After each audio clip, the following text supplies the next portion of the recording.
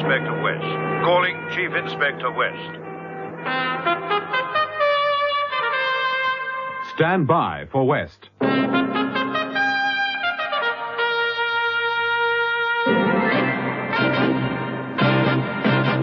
crime file based on John Creasy's novel, Inspector West at Bay, dramatized for radio by Maurice Travers. Inspector West at Bay, starring Patrick Allen as Chief Inspector Roger West of Scotland Yard, and Sarah Lawson as his wife, Janet. Part 3, Encounter with an Eve.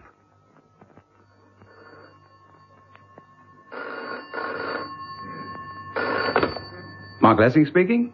Mark, it's Roger. We're back home. What, back at Bell Street? Yes. But I thought you and Janet and the boys were having a smashing time. Well, someone decided to throw a spanner in the works. What, how? What's happened? There's too much to tell you over the phone, Mark. Come round, will you? Right, I'm on my way. Let's see, Victoria to Bell Street. I should be there in about 20 minutes. Good. Bye.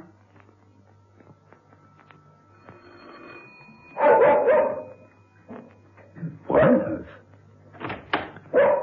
Janet. Hello, Mark. Come in. Janet, since when have you had a dog? Good grief. It's right, Snicker. This is a friend. A friend, Snicker. Yeah, I'm glad you told him. Come inside, Mark. Oh, Janet, what is all this? Oh, he's a new addition to the family. Oh, you're here, Mark. Good.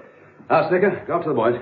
Go on, boy. Upstairs. Go on. Well, is someone going to tell me what you're doing with an Alsatian in the house, and a damn fierce-looking one at that? Well, he's as gentle as a lamb once he knows you're a friend. We got him from the training school, Mark. A police dog? But why? What's been going on? Plenty. Oh, Mark, it was terrible. If you'd been there and seen it, poor little Richard flat on his back in the sand with an enormous beast of a dog. No, Janet. Now, start from the beginning.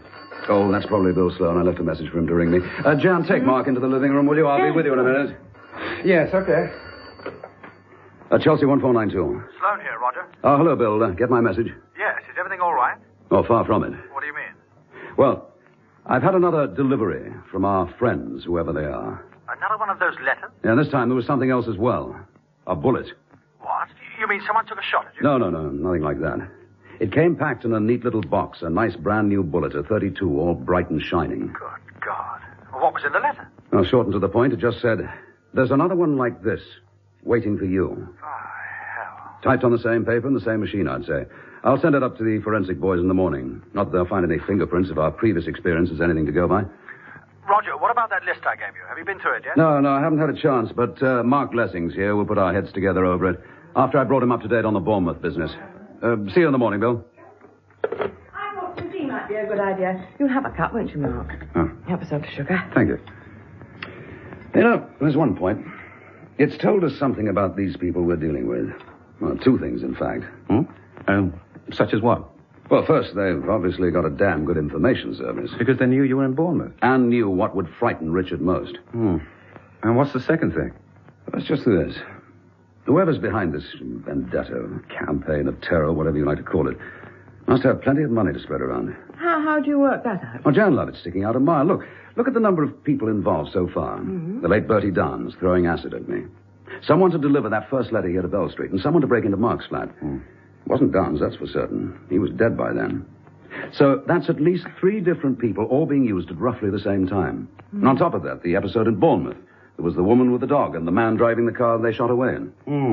Yes, well, all that spells money right enough. Which could help to narrow down the field for us. But how can it, Roger? We don't even know the runners and riders. Oh, we might get an idea or two out of that file on the bureau there, Jan. Hand it to me, will you? Yes, of course. Now, what's in the file, Roger? Well, Bill Sloan went through the records. It's a list of some of the villains I'd helped to send down, the long-term boys. Move your chair around, Mark. We can go through it together. Yeah, sure. Oh, then, here. Quite a list, isn't it? Oh, it goes a long way back, you know. And what are these, Roger? The names underlined? They're the ones most recently out of prison. And some of those are also marked with an X. Meaning what? Well, they're not draws on a football coupon. Those are the cases you worked on with me, Mark. What are you trying to say? Roger, do you think that they're after Mark as well? I think it's a possibility. Oh. Good Lord. Do you know, that notion never even crossed my mind. I thought my flat was turned over and I got that letter just because I was a friend of yours. Well, it may be only that, of course. But you wouldn't bet on it, eh? No. Right then. Let's see now. if we take the ones who are out of jail and where I was involved... It gives us a short list. And here we are. Stanek, Gawley, Wiseman, Kennedy, Jarvis, and Hislop. Hislop? Yes, I seem to remember that name. Wasn't he the milk and water little man who tried to blow up his boss's office? Yeah, that's the one, Janet. Hislop, the homemade bomb artist. Well, we could scrub him out. I'd say he's not the type for this kind of caper. What's more, unless he's won the pools, he wouldn't have the money. All he ever owned was his weekly pay packet. Well, on that score, we can cross Jarvis off, too, can't we? Yes, I think so. Well, the big money boys out of this lot would be Wiseman, Kennedy... And Stanek. Yeah, and Stanek. I suppose Gawley has to be classed as an imponderable. Yes. Which one was he? Doc Gawley. Big drugs case. Yeah, the doc part of it was purely self-appointed, Janet. He started life as a chemist assistant in the East End. Finished up with a phony pharmaceutical outfit as a cover for peddling dangerous drugs. He got 10 years. Well, I don't know how he's placed now where money's concerned. I wouldn't trust him further than I could see him. And not even then. Yes, he'll definitely have to be looked into. Yes, along with the other three, eh? Oh, Paul Wiseman. Now, there was a smooth character for you, Janet. Company director, very much the gentleman. Charm oozing out of every pore. Yeah, but when we came to arrest him, he tried to put a bullet into one of our men. And he went down for fraudulent conversion, 7 years, maximum penalty. He'd got away with over £200,000 that we knew of. Yeah, so he's got money enough. Yes. And next we have Kennedy. Yes, our Jacob. Jacob Kennedy. Roger, I know that name, too. In court at his trial, he was the one who... Yes, Jan, who had quite a lot to say. Let himself go, in fact. He swore he'd get even with you. That's right, I'd forgotten. What was he convicted for? Illegal currency dealings and gold smuggling on a large scale. Well, a number of other things, too, that we couldn't prove. And I always suspected he was involved in getting stolen art treasures out of the country. Yes, quite a lad, Mr. Jacob Kennedy. Oh, Roger, he might be our boy. And he did make some pretty savage threats from the dock. Well, threats from the dock aren't all that unusual, Mark. Oh, look, the last one on our list, Rodney Stanek. He made quite a few, too. Now, Stanek had a nice racket going till we broke it up. What kind of racket? Girls, Jan. Not that you'd have ever connected him with anything so sordid. Member of the best golf clubs, big house in Weybridge, stockbroker belt, holidays in the Bahamas. Now, he didn't like it one little bit when we nabbed him for living off immoral earnings. So, what's your first step, Roger? Well, put a check on all these gentlemen. Find out what they're doing now. Put a watch on any of them that seem likely. Now, that's where you'll come in useful, Mark. Me? Yes. Well, unless you've got any objections. It'll be a pleasure. Well, I wouldn't bank on that, Mark. We're up against someone clever and cold-blooded and venomous.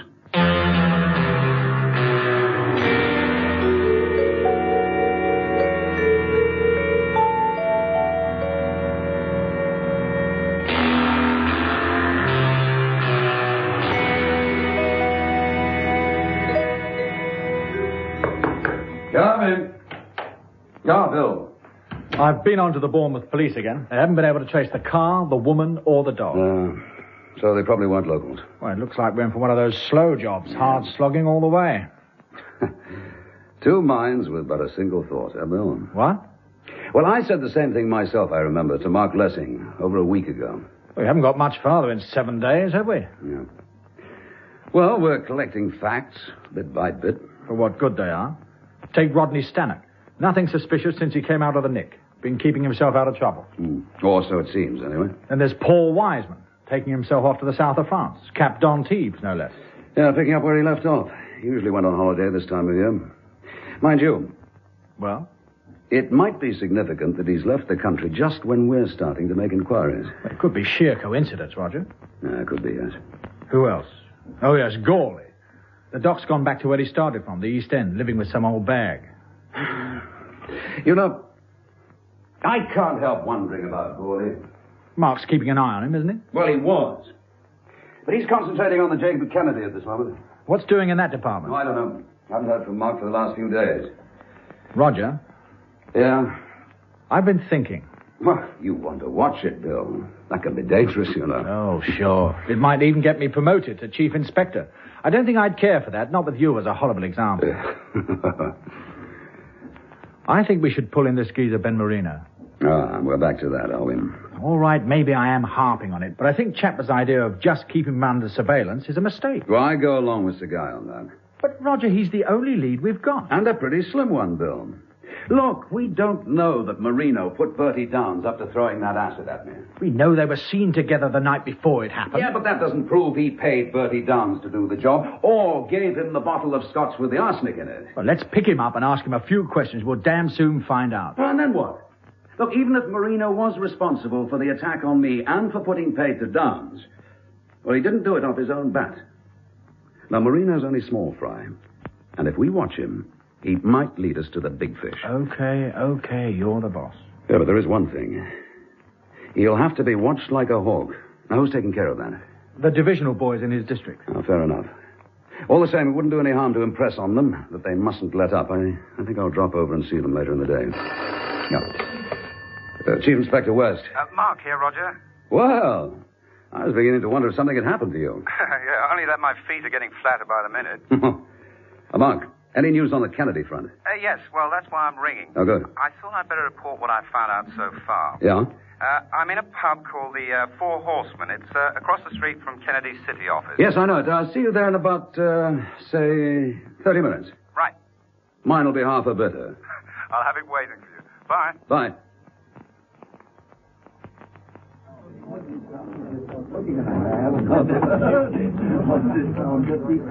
Roger? Here. Oh, yes, Mark. I can see you for a minute. Yeah, this place fills up pretty early. Yeah. Well, here you are, Roger, your beer. Thanks. Well, I thought we'd better stay here by the window. That way we can keep one eye on Kennedy's office. Yeah, surely. Well, yes, cheers, Mark. Good luck. Thanks.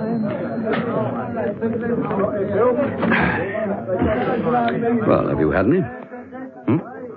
Good luck, I mean. Oh, well, not the kind you're thinking of. I've garnered quite a bit of information, though. All right, let's hear it. Well, first and foremost, Mr. Jacob Kennedy doesn't appear to be suffering from any shortage of cash. Nothing surprising about that. He must have had plenty tucked away. Well, 5 months ago, that's about a month after he walked out through the prison gates, he bought a flat in Deverell Court, off Park Lane, and moved in. With the family? Yeah, the wife and the 2 sons, yeah. Yes, Clara Kennedy. Yes, I remember her.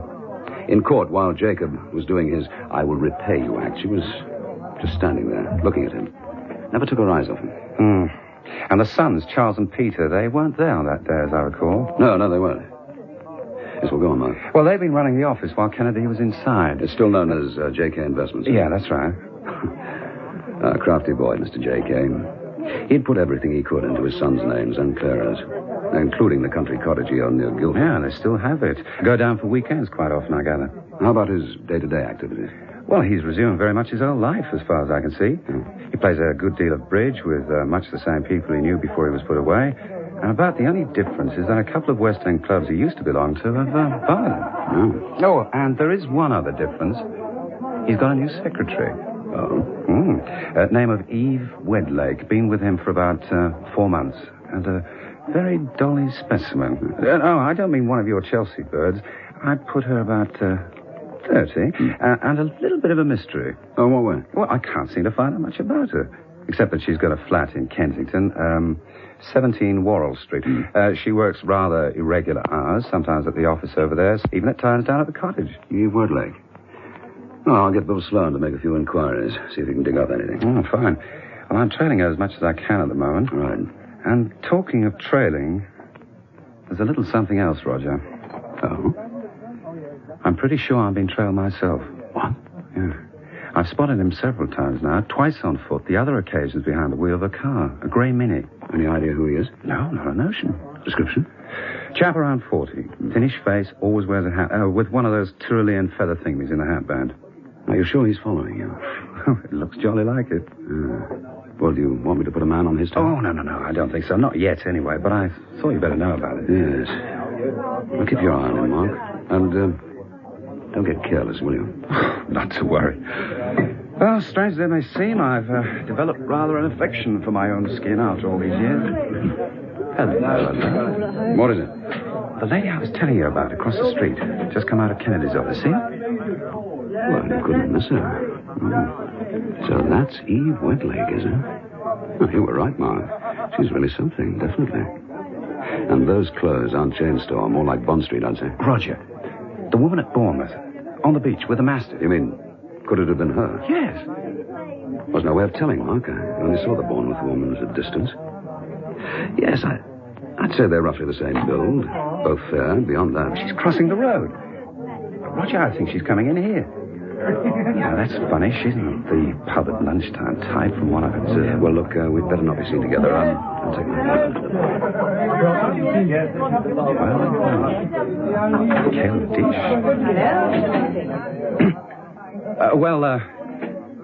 Oh, hello. You seem a little surprised.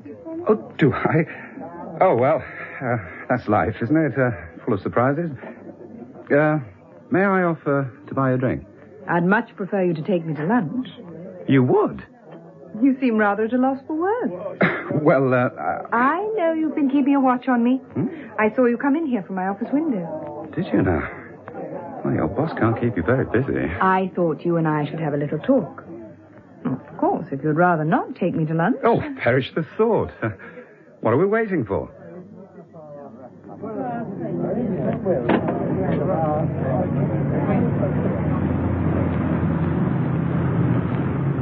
Now, where would you care to eat? Somewhere in the city, or would you like to go to the West End? Or even possibly out of London altogether? A little place in the country? Not the country.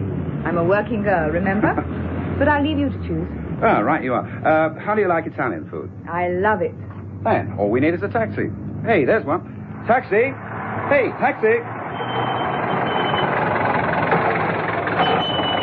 Thanks. Amando's driver, Soho, Frith Street. Okay, Gov. Oh, in you get, Miss Wedlake? Thank you. But you've got it wrong, you know. What? My name. It's Mrs. Wedlake. Oh? Oh, really? Your detective work has let you down. My husband's dead, actually. A car crash. Oh, I'm sorry. Thank you. It was some time ago. I see. I, also see you haven't brought the dog. What? No poodle, borzoi, not even a mastiff? If you mean do I own a dog, the answer is I don't. And even if I did, I certainly wouldn't bring him to the office. Mr. Kennedy doesn't like dogs. Yeah, which tells us quite a lot about him, doesn't it? Now, that's what I want to talk to you about. One should never indulge in anything remotely resembling serious conversation before eating. Afterwards, well, that's a different story.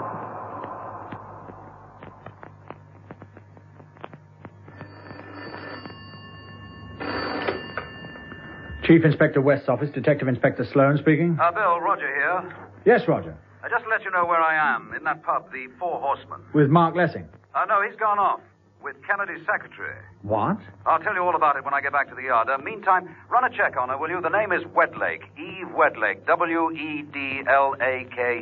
Will do. Roger? Yes? I've been taking another look at that short list, the one you doped out with Mark. Yes? Well, it strikes me there might be a name you've overlooked. What name? Riker. The Riker brothers. That's right. Mark was on that case with you, wasn't he? Well, yes, he was. But, Bill, the Rikers are still serving their sentence with another, how long? Oh, about 8 years to do, isn't it? Well, it wouldn't be the first time villains went on operating from behind prison bars. Yeah. The Riker boys had a good-sized organization, don't forget. And they're a vicious pair, specialists in the rough stuff. That bullet you got through the post, that's got their touch on it to me. That could be, I suppose. I tell you what, I'll call in at West End Central on my way back, see if the lads there know anything about the Riker mob still being in business. Bye now. Bye, Roger.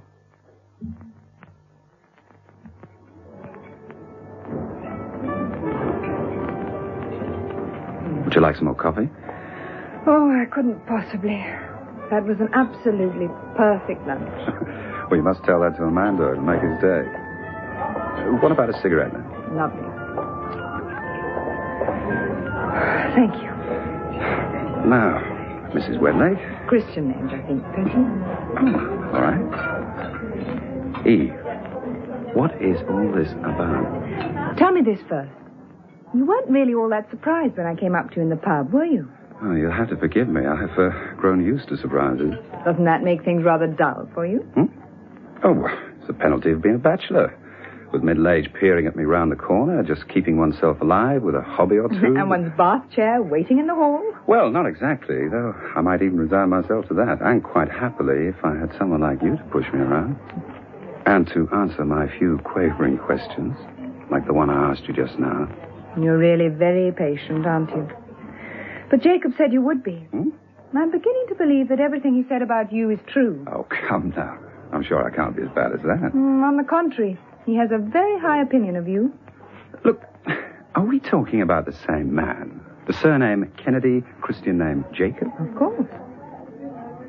Was this lunch his idea or yours? Well, And I'm disappointed. And there was I, putting it all down to my irresistible sex appeal. I've got a good mind to send in the bill for it now. Mark, why are you taking such an interest in him? Why are you watching him? Is that what he wanted you to find out? Yes. Well, if I can. Because he thinks you might be able to help him. Help? Me? Help Jacob Kennedy? Yes.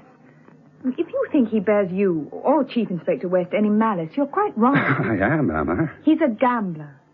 He may not have any great regard for the law. Putting it mildly. But he'll make sure he never does anything outside the law again. He took a gamble, and he lost. He admits that. What he said about Roger West and about you from the dock, well, that was all very foolish, and it's all forgotten now. Oh, I see. He's paid his debt to society. He's learned his lesson. He's a reformed character. Is that what you're saying? Yes, I am. Glory, hallelujah. Lo and behold, it has come to pass that the age of miracles is not yet gone from the earth. Mark, it's useless. You have to take that attitude. Eve, I don't know much about you. But if you'll take my advice, you'll give up your job. Find someone else to work for. To put it this way, and it must qualify as the understatement of the year, Jacob Kennedy is not a nice man. You're wrong. You're quite wrong. I've worked for him for 4 months. I found him to be kind and thoughtful and generous. His wife and his 2 sons, they're the same, the whole family. Well, so our Jacob's been misunderstood all these years. Well, I have to pass that on to Roger. He hasn't had many good laughs lately. Wasn't he hurt or something? Or something. Mark, what's the matter? I'll tell you what's the matter. Someone's having a cut at Roger and at me. They've tried to disfigure him using acid. God. And there have been 1 or 2 other nice little tricks played, like at Bournemouth, for instance. Well, what happened there? Oh, it doesn't matter.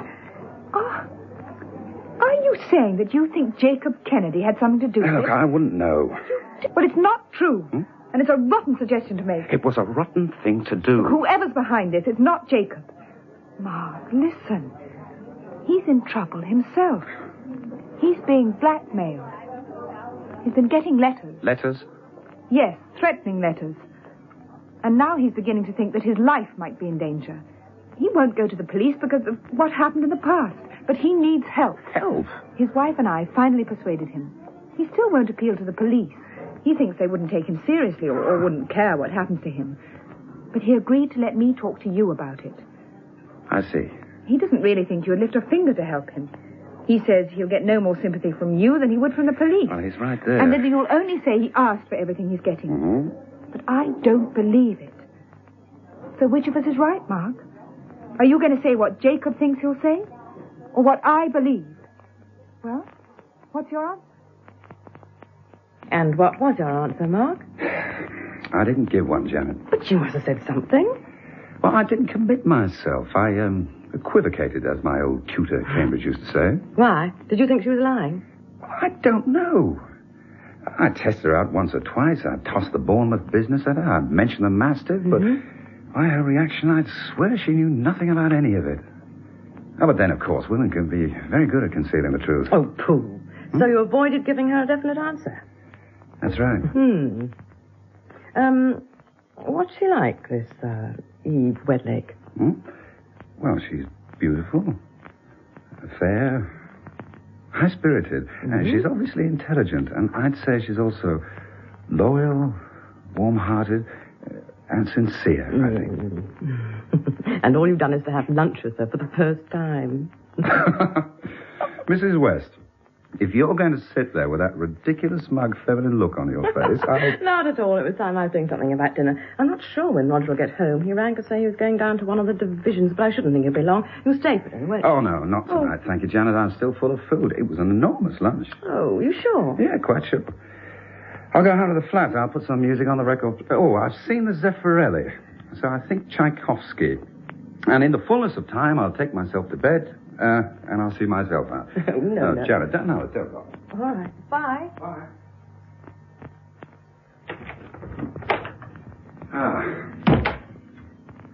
Now, let's see. Where is it? Yes.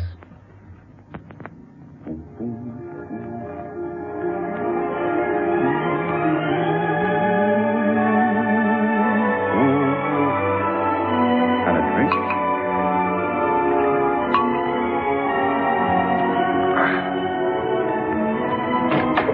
What the? Who are you? What do you want? Put that gun down. Don't be a fool.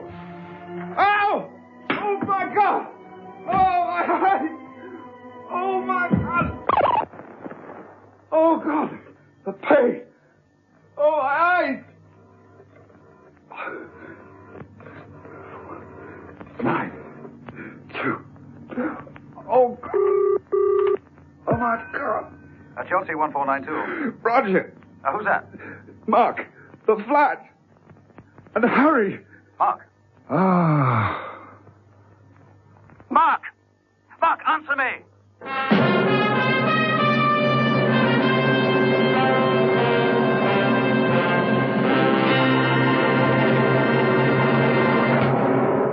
You've been listening to Patrick Allen and Sarah Lawson in the third part of Inspector West at Bay by John Creasy. Listen to Conflict in Kensington, the next episode of John Browell's production of Inspector West at Bay.